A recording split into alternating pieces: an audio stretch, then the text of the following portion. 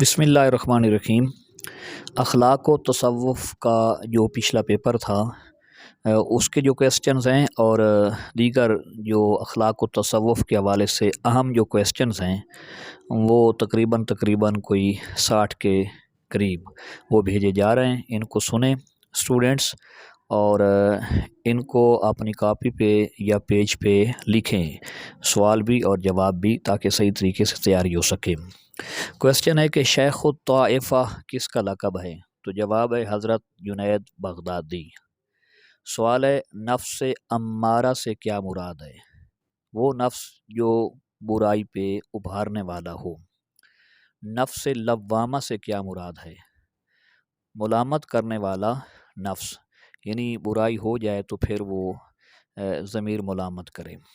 مطمئنہ، جو برائی سے بچے اور نیکی کی طرف راغب رہے اور اطمینان دلانے والا یا اطمینان رکھنے والا نفس۔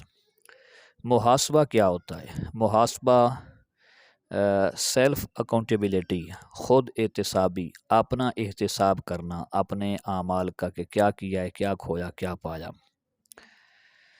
انسان بالطبع گناہگار نہیں، یہ کس دین کا حکم ہے یا مذہب کا حکم ہے؟ تو یہ اسلام کا حکم ہے کہ بائی برتھ کوئی مسلمان گناہگار نہیں ہے۔ کتاب اللمع کا مصنف کون ہے؟ تو جواب ہے ابو نصر سراج۔ تصوف کا بنیادی اصول کیا ہے؟ تو جواب ہے تزکیہ نفس۔ مشکوٰۃ الانوار کا مصنف کون ہے؟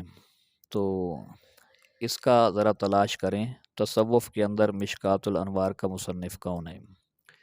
احیاء علوم الدین کے مصنف کا نام؟ تو امام غزالی۔ کس صوفی کو سولی پہ لٹکایا گیا؟ جواب ہے حسین بن منصور حلاج۔ عام طور پہ منصور حلاج کہا جاتا ہے، لیکن اصل نام ہے حسین بن منصور حلاج۔ پیپر میں بالفرض یہ آتا ہے تو آپ دیکھ لیں، اگر منصور حلاج ہے تو یہی درست ہوگا، اگرچہ اس کا اصل نام حسین بن منصور حلاج ہے۔ فضائل کا متضاد کیا ہے؟ تو جواب ہے رذائل۔ فضائل سے کیا مراد ہے؟ یعنی اخلاق حسنہ۔ تو رذائل سے کیا مراد ہے؟ اخلاق رذیلہ، برے اخلاق۔ خلوت کا مطلب یعنی تنہائی۔ ففروا الی اللہ سے کیا مراد ہے؟ یہ اس کا ترجمہ کیا ہے؟ اللہ کی طرف دوڑو، اللہ کی طرف آؤ۔ ابو طالب المکی کی تصوف کی مشہور کتاب کون سی ہے؟ تو جواب ہے قوت القلوب۔ جس طرح آپ قوت لکھتے ہیں تو یہاں لکھنے میں وہی ہوگا لیکن پڑھنے میں قوت کا مطلب ہوتا ہے غذا، قوت القلوب یعنی دلوں کی غذا۔ کتاب الصدق کے مصنف کا نام؟ ابو سعید احمد بن عیسیٰ خراز، زے آئے گا آخر پہ، ابو سعید احمد بن عیسیٰ خراز۔ کلابازی کی کتاب کا نام؟ التعریف، جس طرح تعریف لکھتے ہیں۔ تو کلابازی کی وفات کب ہے؟ 1000 ہجری میں۔ کلابازی نے کتاب کہاں لکھی؟ بخارا میں لکھی۔ التمش کے مرشد کا نام؟ حضرت خواجہ قطب الدین بختیار کاکی۔ نفس کی حیات راسخہ کا نام ہے خلق، تو یہ کس نے ڈیفائن کیا؟ تو اس کا جواب ہے امام غزالی۔ استفتی قلبہ کا ترجمہ کریں۔ اس کا ترجمہ ہے اپنے دل سے فتویٰ حاصل کریں، دل سے پوچھیں۔ ابن الفارد کہاں کے رہنے والے تھے؟ فارد کے آخر پہ دعاد آئے گا۔ ابن الفارد کہاں کے رہنے والے تھے؟ تو جواب ہے مصر کے، ایجپٹ کے۔ حضرت حارث محاسبی کی تصنیف کا نام؟ آداب النفوس، اور دوسری کتاب ہے الرعایت لحقوق اللہ۔ رعایت، جو رعایت آپ پڑھتے ہیں وہی، الرعایت لحقوق اللہ۔ امام غزالی کی وفات کب ہوئی؟ 505 ہجری۔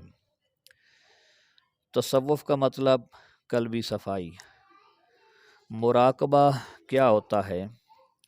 مراقبہ رقابت سے ماخوذ ہے، محافظت کے معنی میں ہے۔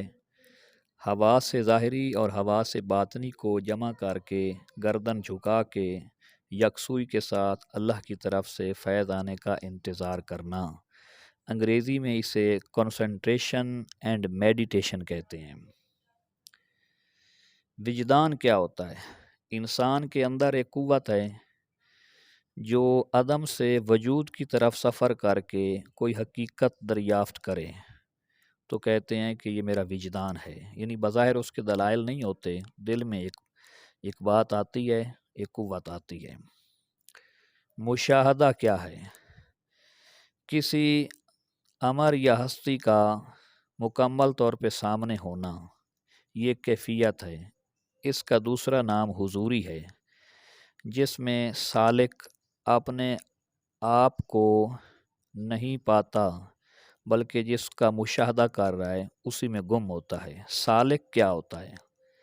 سالک سے مراد جو تصوف کی منازل طے کرنے والا تصوف کے راستے پہ چلتا ہے اسے سالک کہتے ہیں، جو راہ سلوک اختیار کرتا ہے یا راہ سلوک پہ چلتا ہے۔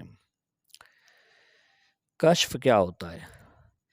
کشف کے لغوی معنی پردہ اٹھنا، چھپی چیزیں اور حقیقی معنی سے پردہ اٹھ جانا، یہ کشف ہوتا ہے، اور اللہ کے نیک بندوں اور اولیاء کو ہوتا ہے۔ یعنی پوشیدہ چیزوں کا اللہ کے نیک بندوں پر ظاہر ہونا اس انداز سے جیسا کہ وہ سر کی آنکھ سے دیکھ رہا ہو، اسے مشاہدہ کہا جاتا ہے۔ الہام کیا ہے؟ جو چیز دلائل کے بغیر اللہ کی طرف سے ولی کے دل پر کامل یقین کے ساتھ وارد ہو اسے الہام کہتے ہیں۔ کشف ہوتا ہے جیسا کہ بندہ دیکھ رہا ہے، اور الہام ہوتا ہے صرف دل پہ اترنا۔ کشف اور الہام میں یہ فرق ہے۔ کشف ہوتا ہے جیسے کہ بندہ دیکھ رہا ہے، پردے اٹھ جاتے ہیں، حجابات مرفوع ہو جاتے ہیں، اور الہام یہ ہوتا ہے صرف دل میں یقین کے ساتھ اس چیز کا پا لینا۔ مگر یہ دونوں اولیاء کو ہوتا ہے، عوام الناس کا اس سے کوئی سروکار نہیں ہے۔ کرامت کیا ہے؟ کرامت روٹین سے ہٹ کے جو عام طور پہ فطری نظام ہے، فطری نظام سے ہٹ کے غیر معمولی کا، روٹین سے ہٹ کے کسی واقعہ کا اللہ کے نیک بندے کے ہاتھ پر رونما ہونا اللہ کی مدد سے، وہ کرامت کہلاتا ہے۔ جیسے ایک بندے کا بیک وقت ایک سے زائد مقامات پہ نظر آنا، جب نبی کا ہو تو وہ معجزہ کہلاتا ہے، اور جب امتی کا ایسا معاملہ ہو تو معجزہ نہیں ہوتا بلکہ کرامت کہلاتی ہے۔ نیکسٹ کویسچن یہ ہے کہ عقیدہ کفارہ یہ کن کا عقیدہ ہے؟ تو جواب ہے عیسائی مذہب کا۔ نیکسٹ، مرشد کیا ہوتا ہے؟ رہنما، جو رہنمائی کرتا ہے اور اللہ رب العالمین کی راہ کی طرف چلاتا ہے تاکہ اللہ کا قرب حاصل ہو۔ الرسالہ تو کس کی کتاب ہے؟ امام کشیری کی۔ ابو نصر سراج کی وفات کب ہوئی؟ 378 ہجری میں۔ رہبانیت کیا ہے؟ دنیا چھوڑ دینا، دنیا سے الگ تھلگ ہونا۔ عبد الکریم الجیلی کی تصنیف کا نام بتائیں۔ عبد الکریم الجیلی کی تصنیف کا نام ہے الانسان الکامل، الانسان الکامل۔ کشف المعجوب کس کی کتاب ہے؟ حضرت داتا گنج بخش کی۔ واقترب کا معنی کیا ہے؟ یعنی قرب حاصل کر۔ المسلم مراۃ المسلم، اس کا ترجمہ مسلمان دوسرے مسلمان کے لیے آئینہ ہے۔ وحدت الوجود سے کیا مراد ہے؟ وحدت کا مطلب ایک اور وجود کا مطلب باڈی آف سمجھ لیں۔ یونٹی آف وننس، تمام اشیاء کا ایک جاننا یا ماننا، تمام اشیاء کا ایک ماننا جاننا، یعنی اس عقیدے کی تھوڑی سی توضیح یہ ہے، یہ نظریہ ہے صوفیہ کا وحدت الوجود کے نظریے کی تھوڑی سی تشریح یہ ہے کہ ہر چیز اصل میں اللہ ہے، اصل میں اللہ ہے، لیکن ہر چیز اس کا اللہ کا ذیل ہے، سایہ ہے، اور ہر چیز میں اللہ نظر آتا ہے، خالق حقیقی کی مختلف شکلیں ہیں۔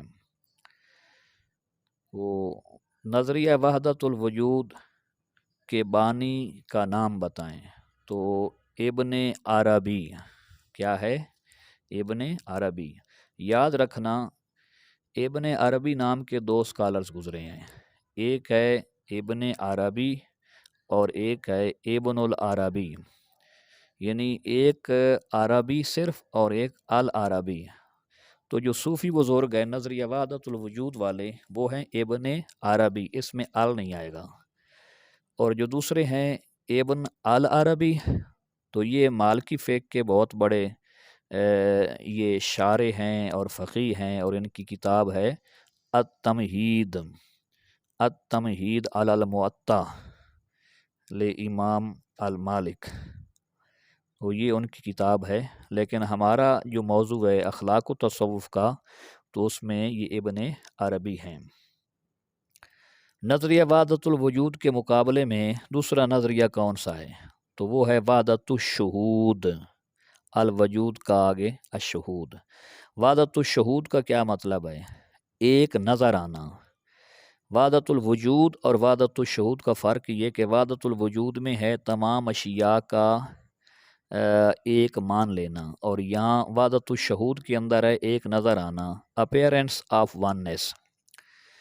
تو دوسرا فرق یہ کہ وحدت الوجود میں یہ ہے کہ اصل اللہ اور باقی ساری چیزیں اس کی ذیل ہیں، عکس ہیں، جبکہ وحدت الشہود میں ہے کہ ہر چیز کی اللہ نے حقیقت پیدا فرمائی ہے، لیکن جب سورج روشن ہوتا ہے ستارے نظر نہیں آتے تو اس کا مطلب یہ نہیں ہوتا کہ ستاروں کا وجود ہی نہیں ہے، وہ صرف نظر نہیں آ رہے، تو بس اس پہ چھا گیا ہے کون؟ سورج۔ تو وحدت الشہود والے یہی کہتے ہیں کہ باقی چیزیں ہیں لیکن اصل میں وہ سورج کی روشنی زیادہ ہے۔ تو اصل میں اللہ رب العالمین کے مشاہدے میں جو صوفیہ ہوتے ہیں اور اپر لیول کے جو صوفیہ ہیں تو وہ وحدت الشہود کے قائل ہیں۔ وحدت الشہود کے بانی کون ہیں؟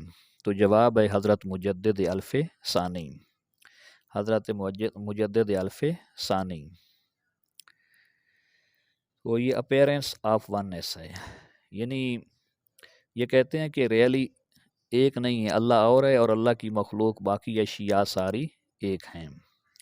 تو یہ دونوں کیفیات ہیں، سالک کی کیفیت ہوتی ہے، وحدت الوجود بھی اور وحدت الشہود بھی، یہ دونوں نظریات ہیں۔ فصوص الحکم کے مصنف کا نام بتائیں۔ ابن عربی۔ تبتل کا کیا مطلب ہے؟ آئسولیٹ ہونا، سیپریٹ ہونا، علیحدگی اختیار کرنا۔ سورۃ المزمل میں آیا ہے، مزید آپ دیکھ لیں ابتدائی آیات میں۔ بیعت کا کیا مطلب ہے؟ وعدہ پورے کرنے کا عہد کرنا، اپنے آپ کو بیچ دینا، اور بیعت کا لغوی معنی جو ہیں وہ تو ہیں بیچنا، سودا کرنا۔ تو یہاں جو ہے تصوف کے اندر یعنی کسی اللہ والے کے ہاتھ میں ہاتھ دے کر توبہ کرنا اور آئندہ گناہ نہ کرنے کا وعدہ کرنا، پیمان وفا باندھنا۔ کس کتاب میں بعض صوفیہ پر تنقید کی گئی ہے؟ تو جواب ہے قوت القلوب۔ اور کون سی کتاب ہے کہ جو مختلف لوگوں کے خلاف لکھی گئی اور اس میں صوفیہ کو بھی رگڑا لگایا گیا؟ تو وہ ہے ابن الجوزی کی تلبیس ابلیس۔ بعد میں وہ خود تصوف کی طرف مائل ہو گئے تھے۔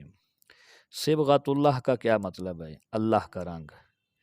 شیخ عبد القادر رحمۃ اللہ علیہ المعروف حضرت غوث اعظم، ان کی وفات 661 ہجری۔ تصوف کا ثمرہ کیا ہے؟ تصوف سے کیا ملتا ہے؟ قرب الہی۔ قوت القلوب کا مطلب کیا ہے؟ دلوں کی غذا۔ کو انفسکم کا ترجمہ کیا ہے؟ کو انفسکم کا ترجمہ ہے اپنے آپ کو بچاؤ، وہ پوری آیت یوں ہے، کو انفسکم و اہلیکم نارا، اپنے آپ کو اور اپنے اہل و عیال کو آگ سے بچاؤ۔ ابو نعیم اصفہانی کی کتاب کا نام بتائیں، تو حلیۃ الاولیاء۔ ابو نعیم، جس طرح نعیم لکھتے ہیں نا تو نون پہ پیش پڑیں گے، ابو نعیم اصفہانی کی کتاب حلیۃ الاولیاء۔ حلیہ یہ زیور کو کہتے ہیں، حلیۃ الاولیاء۔ تہجد کی نماز کی فقہی حیثیت، شرعی حیثیت کیا ہے؟ تو جواب ہے کہ یہ نفل ہے۔ بکاؤنا کا مطلب رونے والے، بکا کرنے والے۔ المنقذ من الضلال کس کی کتاب ہے؟ تو جواب ہے امام غزالی کی۔ کیمیائے سعادت کس کی کتاب ہے؟ تو جواب ہے امام غزالی کی۔ تو مکاشفۃ القلوب کس کی کتاب ہے؟ تو جواب ہے امام غزالی کی۔ سلطان العاشقین کا لقب صوفیہ میں کس کو ملا، یا کسے کہا جاتا ہے کہ وہ سلطان العاشقین ہیں؟ تو جواب ہے عمر ابن الفارد، جن کا پہلے ذکر ہو چکا ہے کہ وہ مصر میں رہتے تھے۔ فتوحات مکیہ کس کی تصنیف ہے؟ تو جواب ہے ابن عربی کی۔ فصوص الحکم اور فتوحات مکیہ دونوں تصوف کی معرکہ آرا کتابیں ہیں، یا معرکۃ الآراء کتابیں ہیں، ابن عربی کی۔ اسی طرح جو ہے نیکسٹ کویسچن ہے کہ یقین کے درجات کون سے ہیں؟ تو جواب ہے وہ 3 ہیں۔ کون کون سے ہیں؟ علم الیقین، اس کی مثال ہے کہ جیسے بندے کو علم ہونا کہ آگ جلاتی ہے۔ دوسرا درجہ ہے عین الیقین، یعنی دیکھ کر یقین کرنا، کہ آگ میں کسی چیز کو جلتا ہوا دیکھ لینا، تو اسے عین الیقین کہتے ہیں۔ تیسرا درجہ ہے یقین کا، وہ ہے حق الیقین، یعنی خود تجربہ کرنا اور اپنے آپ کو آگ کے قریب کرنا، یا آگ کو اپنے بدن کے قریب کرنا، اور خود اپنی ذات کے کسی حصے کا جلنا۔ دیکھا تھا، صرف علم تھا کہ جلاتی ہے تو علم الیقین، جب جلتے ہوئے دیکھ لیا تو عین الیقین، جب اپنا خدا نخواستہ کوئی عضو یا انگلی پہ یا کہیں کوئی آگ کی چنگاری لگی اور جسم جلا تو پھر یہ حق الیقین۔ صوفیہ کے یہ درجات ہیں، اور یہ تصوف کے اندر ان کی منازل کے یہ نام ہیں۔ تو اسٹوڈنٹس ان کو آپ لکھ لیں، ان کو تیار کریں، پھر اس کے بعد مزید انشاءاللہ 1-2 اور آڈیوز جو ہیں وہ بھیج دی جائیں گی۔ یہ محض اس لیے ہے کہ پچھلے جو لیکچرز تھے، جو محنت تھی وہ ضائع ہو گئی، تو اب یہ آڈیو جو ہے یہ یوٹیوب پر رکھ دینے کا پروگرام اس لیے بنایا تاکہ یہ ضائع نہ ہو انشاءاللہ تعالی، آپ کے بعد آنے والوں کو بھی کام آئے، اور آپ کو جب بھی اس کی ضرورت ہو تو آپ وہاں سے اسے ڈاؤن لوڈ کریں یا سنیں آپ۔ تو اس کو آپ تیار کریں اگلے چند دن کے اندر، پھر اس کے بعد آگے دیکھتے ہیں۔ السلام علیکم ورحمۃ اللہ وبرکاتہ۔